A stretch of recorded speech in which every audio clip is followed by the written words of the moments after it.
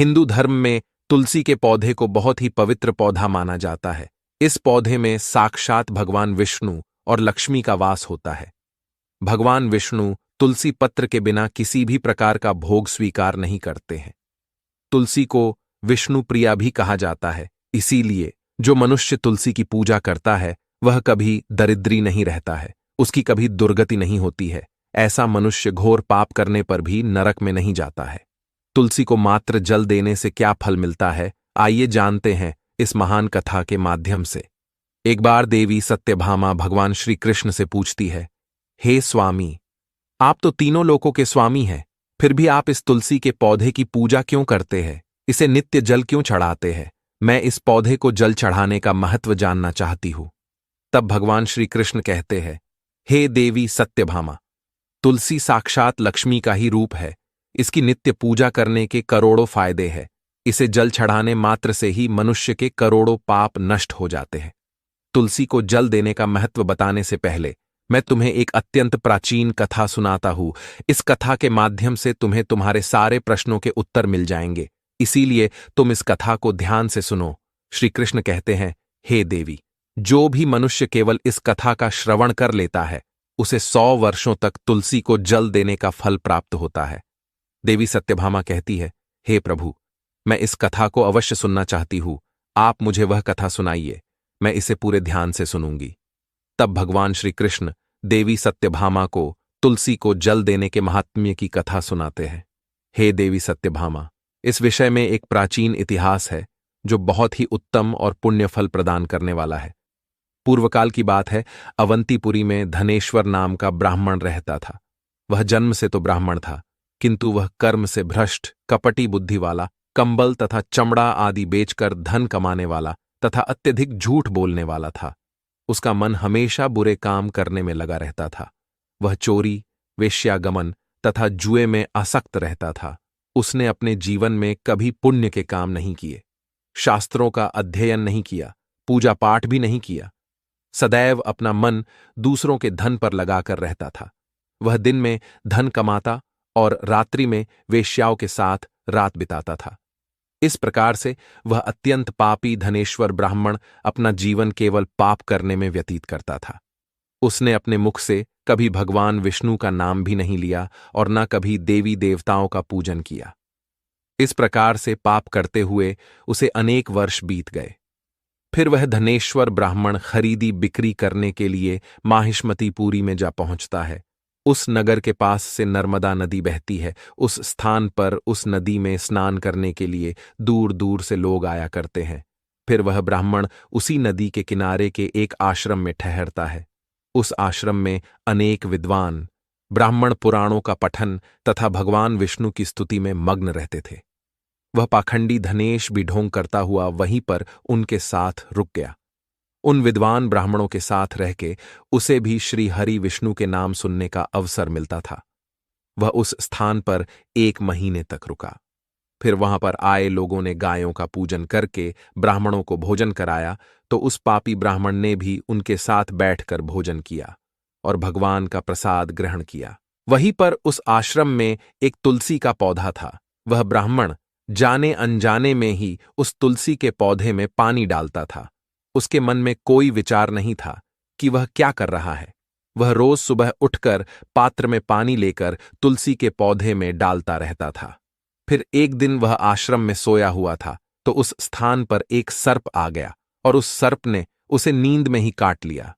उस पापी ब्राह्मण की नींद में ही मृत्यु हो गई। सुबह जब अन्य ब्राह्मणों ने उसे बेहोश अवस्था में देखा, तो उन्होंने उसके मुख में तुलसी पत्र और तुलसी का जल डाल दिया। फिर सभी ब्राह्मणों को पता चला कि उसकी मृत्यु हो गई है। उस पापी ब्राह्मण की मृत्यु के बाद उस स्थान पर यम के दूत प्रकट हुए और उसे पकड़कर यमलोक ले जाने लगे।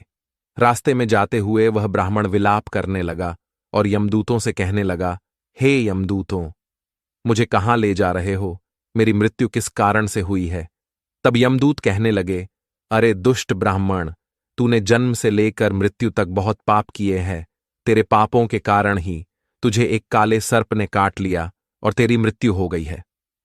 अब हम तुझे यमलोक लेकर जा रहे हैं। वहां पर यमराज तेरे पाप कर्मों का लेखा जोखा देखेंगे और निश्चित ही तुझे वे नरक में डालेंगे। फिर वह ब्राह्मण जोर जोर से विलाप करने लगा और उन यमदूतों से क्षमा याचना करने लगा। किंतु यम के दूतों को उस पर जरा सी भी दया नहीं आई और वे उसे पीटते हुए यमलोक लेकर गए। जब यम के दूत उस ब्राह्मण को लेकर यमराज के सामने पहुंच गए तो यमराज के पास बैठे हुए चित्रगुप्त ने उस ब्राह्मण के जन्म से लेकर मृत्यु तक के कर्मों का लेखा जोखा निकाला और यमराज से कहने लगे, हे महाराज, इस ब्राह्मण ने तो बचपन से लेकर मृत्यु तक पाप ही पाप किए हैं। इसने कोई पुण्य का काम नहीं किया है। यह तो मूर्तिमान पाप ही है। इसे कल्प भर के लिए नरक में डाल दिया जाए। फिर यमराज कहते हैं, हे दूत, जीवन भर पाप करने वाले इस दुष्ट ब्राह्मण को उठाकर ले जाओ और इसे कुंभीपाक नामक नरक में डाल दो। यमराज के आदेश का पालन करते हुए वे यम के दूत हंसते हुए उस पापी ब्राह्मण को लेकर चले गए और उसे मुदगरों से पीटने लगे, जिससे उस ब्राह्मण का मस्तक टूट गया और वे उसे कुंभीपाक नामक नरक में ले गए।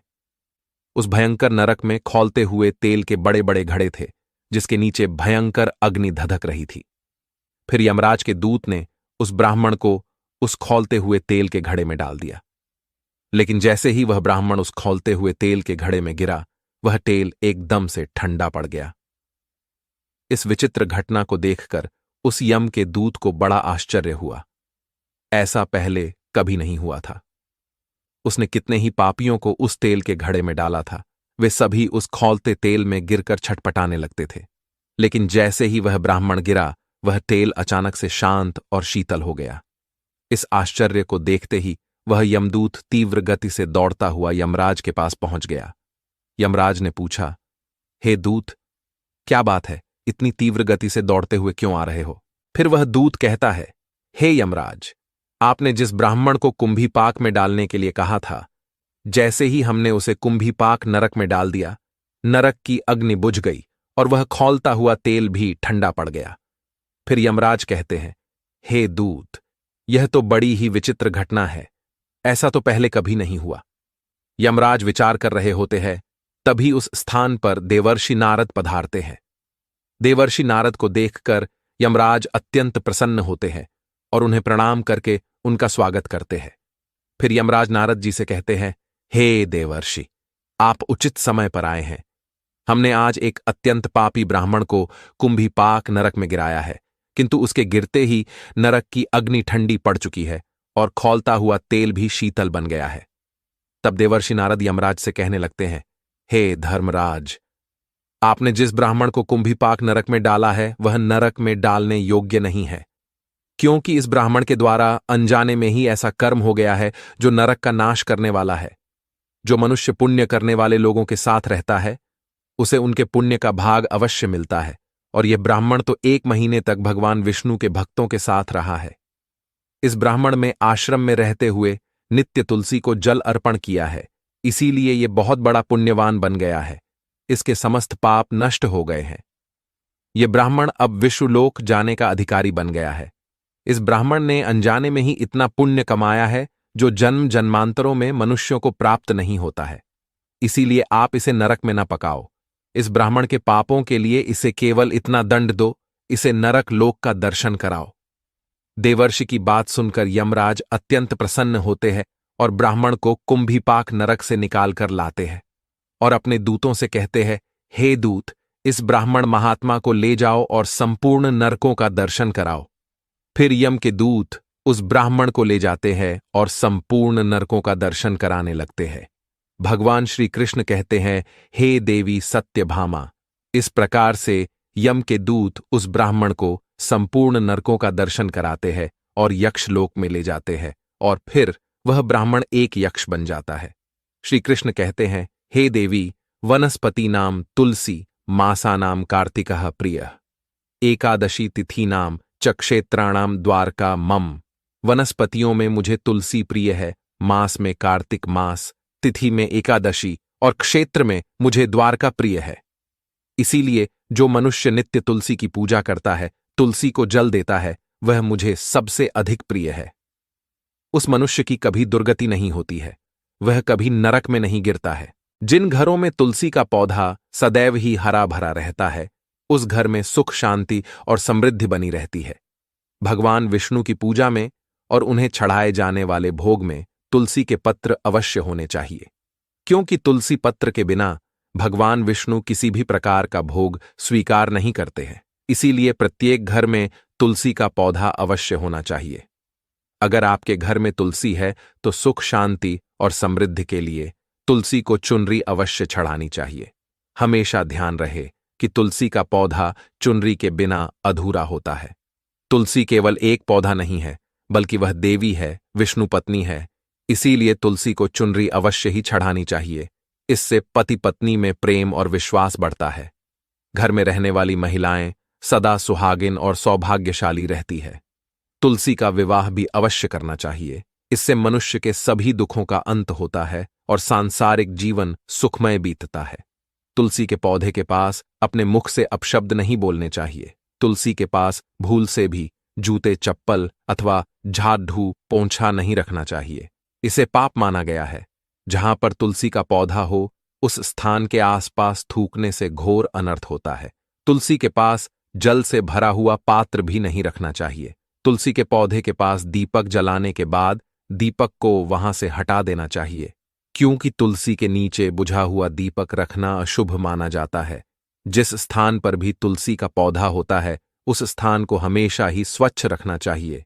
इसीलिए नियमित रूप से तुलसी के पौधे का पास साफ सफाई का ध्यान रखें। तुलसी के पौधे में शिवलिंग और गणेश जी की प्रतिमा नहीं रखनी चाहिए। साथ ही तुलसी के गमले में अन्य किसी भी प्रकार का पौधा भी लगाना अशुभ होता है। तुलसी के पौधे के पास कपड़े भी नहीं सुखाने चाहिए, अन्यथा कपड़ों से गंदा पानी तुलसी के पौधे पर गिर सकता है। ध्यान रहे, तुलसी के पौधे को नाखून से नहीं तोड़ना चाहिए। इससे तुलसी का अपमान होता है। यदि तुलसी के पत्ते सूख कर गिर जाते हैं तो उन्हें कचरे में नहीं फेंकना चाहिए। उन पत्तों को आप तुलसी की मिट्टी में ही दबा दें। रविवार के दिन तुलसी के पत्ते नहीं तोड़ने चाहिए और रविवार को तुलसी को जल भी नहीं चढ़ाना चाहिए। बाकी अन्य दिन नित्य बिना चुके तुलसी को सुबह जल देना चाहिए और शाम के समय एक दीपक जलाना चाहिए। अक्सर महिलाएं स्नान के बाद अपने बाल खुले रखकर ही तुलसी को जल देती है। ऐसा करना गलत होता है। महिलाओं को हमेशा ही अपने बाल बांधकर माथे पर सिंदूर लगाकर ही तुलसी में जल देना चाहिए। इससे तुलसी का आशीर्वाद प्राप्त होता है। घर में तुलसी का पौधा लगाते समय ध्यान रहे कि इसके लिए गंदी मिट्टी का उपयोग न करें। तुलसी के पौधे के लिए शमशान की अथवा गंदगी वाले स्थान की मिट्टी का कभी उपयोग नहीं करना चाहिए। इससे तुलसी मां रूठ जाती है और सूखने लगती है। तुलसी का पौधा कभी गंदे स्थान पर नहीं लगाना चाहिए, जैसे नाली अथवा बाथरूम के पास तुलसी का पौधा कभी नहीं रखना चाहिए। अन्यथा गंदा पानी तुलसी के पौधे में गिर सकता है, जो बहुत ही अशुभ माना गया है। घर में तुलसी का पौधा कभी सूखना नहीं चाहिए। शास्त्रों में ऐसी मान्यता है कि तुलसी का पौधा सूखना अकाल मृत्यु की सूचना देता है। घर में तुलसी का पौधा सूख जाए तो घर की सुख समृद्धि खत्म हो जाती है। सूखी हुई तुलसी में मां लक्ष्मी का वास नहीं होता है। शास्त्रों के अनुसार मासिक धर्म के दौरान महिलाओं को तुलसी के पौधे में पानी नहीं डालना चाहिए और तुलसी को स्पर्श करना भी वर्जित है। तुलसी को बिना स्नान किए जल नहीं देना चाहिए और पैरों में चप्पल आदि पहनकर भी तुलसी को जल ना दें। तुलसी को जल देते समय ध्यान रहे कि वह जल आपके पैरों पर ना पड़े। इससे तुलसी का अपमान होता है। श्री कृष्ण कहते हैं, नित्य तुलसी के दर्शन से मनुष्य को स्वर्ग की प्राप्ति होती है और तुलसी पत्र के सेवन से उसके सभी पाप नष्ट हो जाते हैं। तुलसी का पौधा हमेशा ही घर के सामने लगाना चाहिए। इसे पूर्व अथवा उत्तर दिशा में लगाना सबसे अधिक शुभ होता है। तुलसी के पास मरुस्थलीय पौधे रखना बेहद अशुभ माना जाता है। ऐसे पौधों से नकारात्मक ऊर्जा निकलती है। शास्त्रों में कहा गया है, जिन पौधों से हरी भरी कलियों की उत्पत्ति ना हो, उसके स्थान पर कांटे निकलते हो, तो ऐसे पौधों को तुलसी के पास कभी रखना नहीं चाहिए। शास्त्रों में केले के पौधे का विशेष महत्व बताया गया है। अगर तुलसी के पास केले का पेड़ लगा देते हैं तो कई गुना अधिक लाभ प्राप्त होंगे। केले के पेड़ में भगवान विष्णु का वास होता है।